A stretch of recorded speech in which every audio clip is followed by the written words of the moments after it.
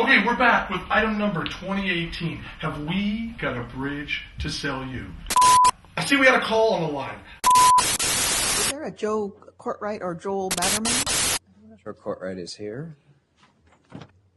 Good afternoon. Welcome to City Council. Joe, you were first up. Thank you.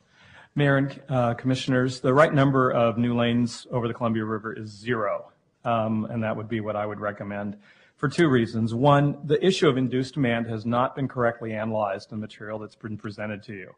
The EIS and the analysis by the advocates of this process essentially pretends that there is no such thing as induced demand, and I'll point to 2 specific examples. In the environmental impact statement, which I and others reviewed at great length, they have a literature review, or they refer to a literature review, and the literature review is misrepresented. The literature clearly shows, and experience clearly shows, that building additional capacity will produce a different pattern of development in Clark County, will produce longer trips, more mileage, more sprawl, more pollution. And the Metro modelers, as you were told earlier, were told to essentially ignore any land use changes that might occur, to use the same land use situation regardless of whether you built the bridge or didn't. So they've essentially ignored that. Now, you've heard them lean heavily on a so-called peer review that they did, but it was really peer review on the buddy system. They chose the peers and didn't ask anybody, including the critics, who the peers should be.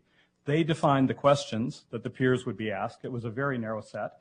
And they did not provide the peers with the criticisms that I and others made of the induced demand analysis.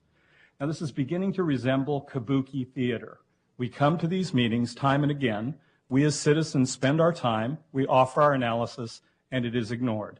And I would ask that you as City Council demand that the proponents of the project respond to the criticisms that I and others have provided. Second is the financial issue. We simply do not have a credible financial plan that describes how this project would be paid for. You would get a more honest and accurate statement of finances from Bernard Madoff than you would from the Columbia River Crossing advocates. This is a $4 billion project, and they have not told you where the money is coming from.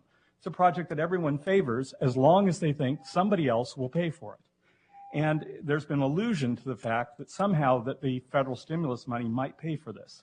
If you took every dollar of federal stimulus money coming to this region, about $230 million, according to the bill that was passed yesterday, that would pay for slightly more than the demolition costs of the I-5 bridge.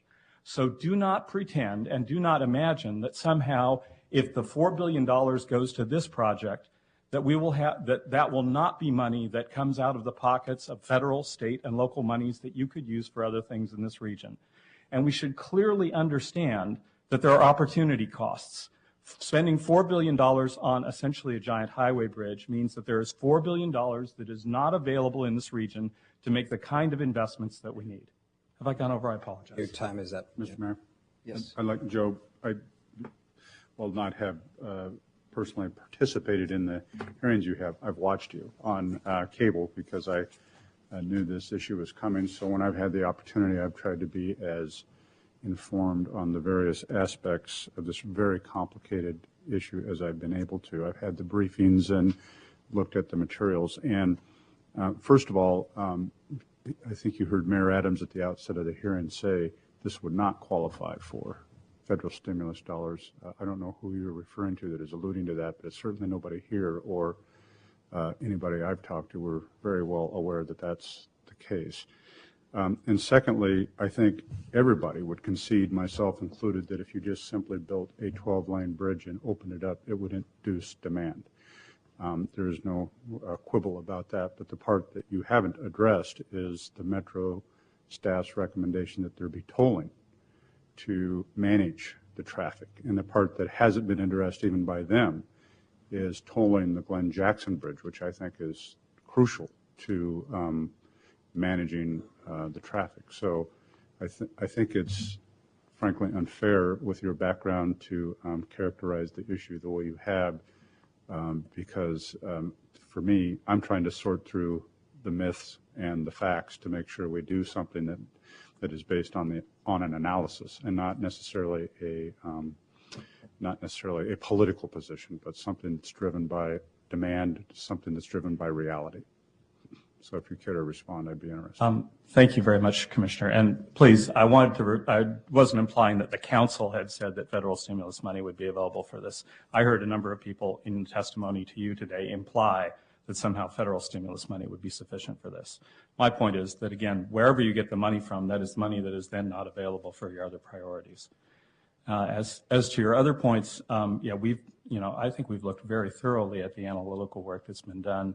There's no question that there are two parts of this project that reduce demand, the tolling and provision of transit.